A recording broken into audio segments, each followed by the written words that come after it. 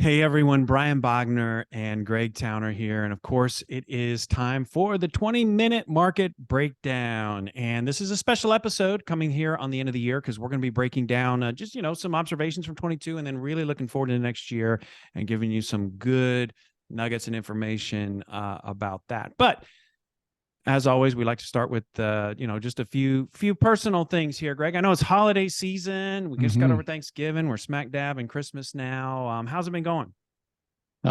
Things are great, Brian. Yeah, fortunately, I was able to spend some time with family over Thanksgiving. That was great, and looking forward to doing the same over Christmas. And one other thing that I like to do from investment perspective, usually around this time of year, and I also tend to do it when the market's behaving poorly, and so kind of getting both of those here. I like to go back and review certain sections of certain investment books that I really Mm. find insightful. I also keep a long list of investment related quotes from famous investors. And it just kind of helped me, keep me grounded in my core, investment philosophy beliefs. And it's something I like to do when the calendar turns and also when sometimes there's turmoil in the market. So that's one thing I'll be taking some time to do here in the near future. Oh, I like it. I like it. Well, right along that, I did the same thing. I kind of have this same strategy that I do at the end of the year every year, Hmm. and we do it as a firm. But I've been doing this personally for a long while now. When we have our strategic day here as a firm, we do this as well. But it's basically answer four questions, right? What went right? What went wrong?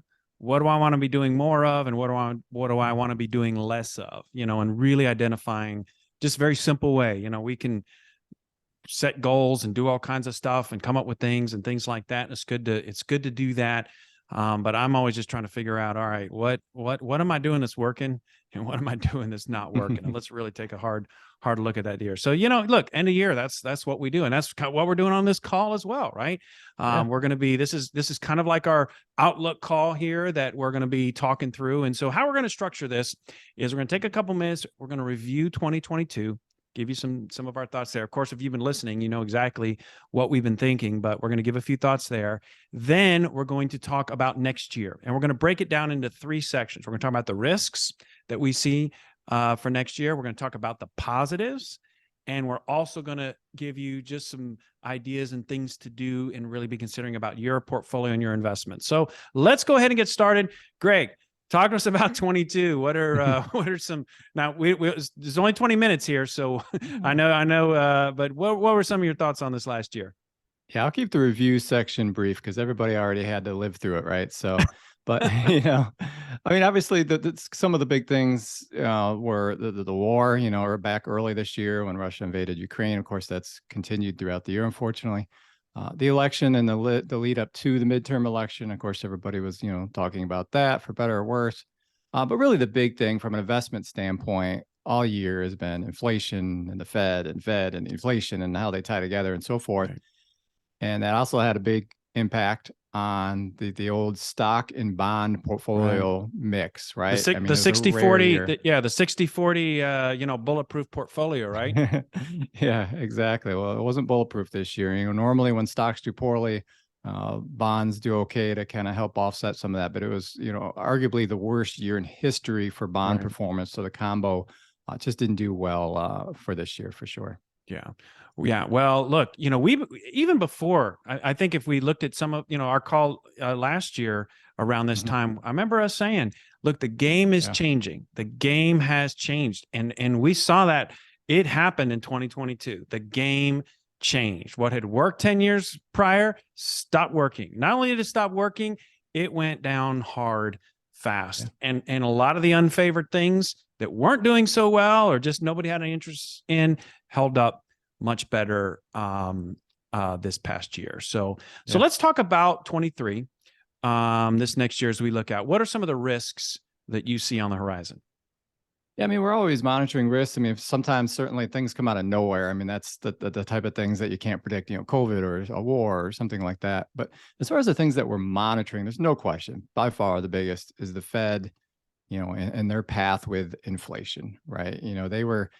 They were slow to realize the inflation back early this year. They didn't even think they'd be hardly raising rates at all this year. Now, of course, they've had to do that in a huge Yeah. way.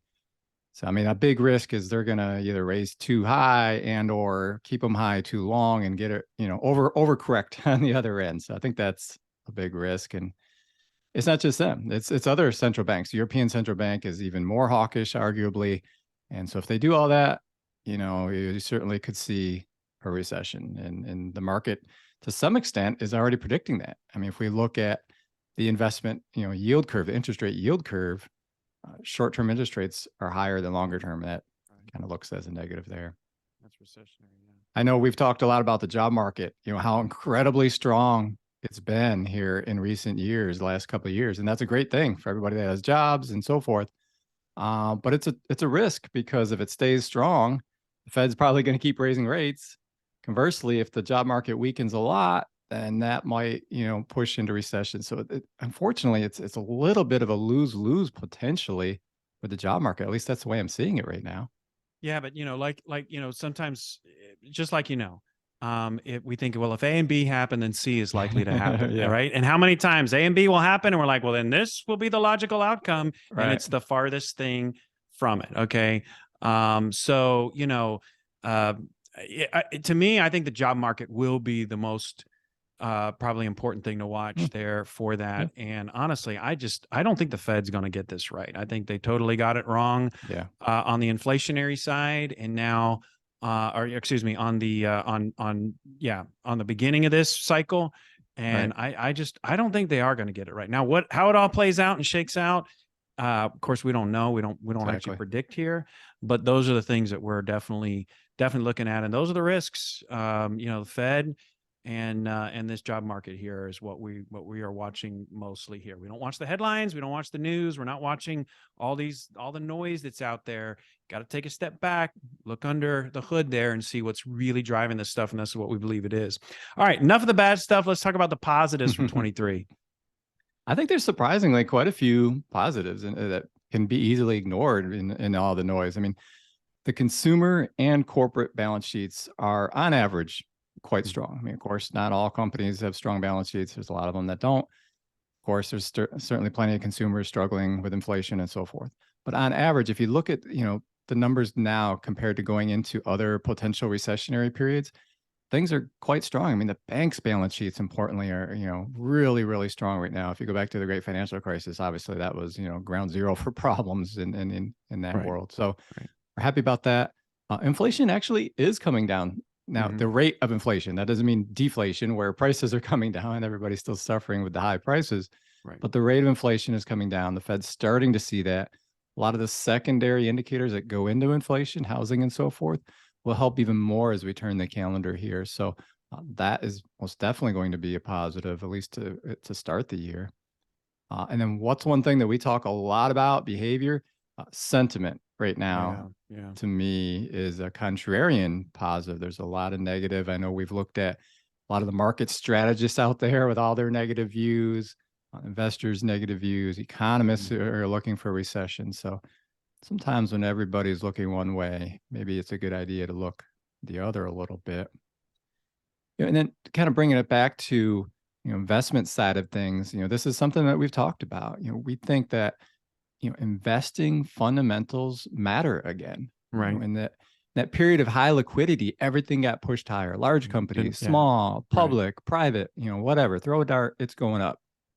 Now, I think it's more about fundamentals, and that could create opportunities. If the market trades in a wide range for months, years, like it potentially could, there's going to be tactical opportunities in there, and fundamentals we think will matter. Yeah, we do believe that active management is finally back and not just in vogue, in force here. That the passive indexing, again, we talk about this all the time. What had worked for that period of time is not going to work for the next 10 years, and for that very reason. So what does an investor do? What for this next year? What are some things that for those listening here that you would recommend? Well, something that we've talked about in recent months that we hadn't talked about all that much for a while is the appeal of fixed income. Oh, right? Yes. I mean, Yep. I'd say pretty much from the first days of Parallel, we didn't love fixed income because at first you were getting almost no interest. Right. But then we started to think about, wow, what the risk if rates went up to the principal. And that's kind of what's happened. So for the first time, we think fixed income, I don't know if I'd go so far as say it's table pounding and everybody has to own a bunch, but for the right people and the right point of their lives and everything, there are some interesting areas of fixed income now. So Right. that's an area that investors can participate in. Another thing, I think our base case is markets trade in some sort of wide range for quite a period now. I Mm, think that's a great time for dollar cost averaging instead of trying to time the market and I've got all this cash on the side. I'm going to wait for the low or what have you. Just keep putting money into the market, whether it's monthly, quarterly, each paycheck, whatever the case may be. Dollar cost averaging is always a great tool, but I think in this kind of environment, you could argue it's a fantastic way to go right. about investing. Right. Yeah. We talked about back to the fundamentals, right? Right. Focus on value. I mean, that's what we're going to be doing. Right. Yeah. Value. Yeah. I mean, just one stat I want to throw out there. And Yeah. again, there's a lot better stats on this is that, last year, if you just look at the Russell Value Index versus the Russell Growth Index, I mean, the Value Index was only down maybe about 10%, Yeah. and the Growth Index down about 30%. So, when we talk about value and fundamentals and strong companies and things like that, and to your point earlier about the liquidity that pushed everything higher, if you were sitting on a basket of stocks that was just that thing, you're not feeling as much pain as the person that's sitting on a basket of stocks with all those high flyers that were doing so well before. Yeah, absolutely. I mean, it gets back to our investment philosophy, the QRLT, quality, rules-based, liquid and low cost, tax efficient. Right. We're going to be bringing it all back to that. Another thing that we think investors could be thinking about is, particularly if those that are kind of worried about the market or worried about the volatility, well, if you have any kind of cash need in the short to intermediate term, maybe you're a retiree, maybe you're, just have some upcoming expenses, you can get good cash rates now. Talk to us about that. You can get good cash rates. So you can hold that money aside in cash and then not have to worry about the fluctuation of your longer term money. Right. So I'm not talking about, trying to time the market with cash. I'm just talking about, being able to use it as an asset. Yeah, we've been saying for a long period of time that cash is an asset class, and people Yeah. always look at us like, "What? We don't get anything in cash." Well, now you actually can earn something, and it's going to give you a lot of flexibility. You're absolutely right.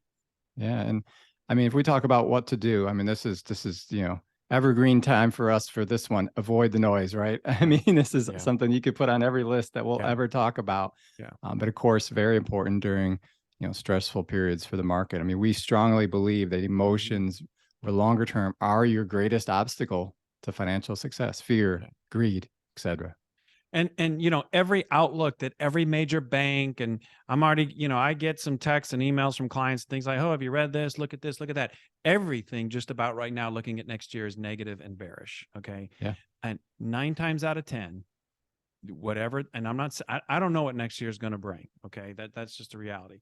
But what is being predicted 9 times out of 10 is not correct. All right. You can go back and look at every year and look what were they predicting to happen and what actually happened, and very rarely is it correct. So I've got a feeling that next year is going to surprise some people. I am hoping it's going to surprise us to the upside, but whatever happens, I think it's not on maybe a lot of people's radar right now. That's why it's important for us to, we develop our rules and we develop our strategy and our system, but you have to stay open-minded.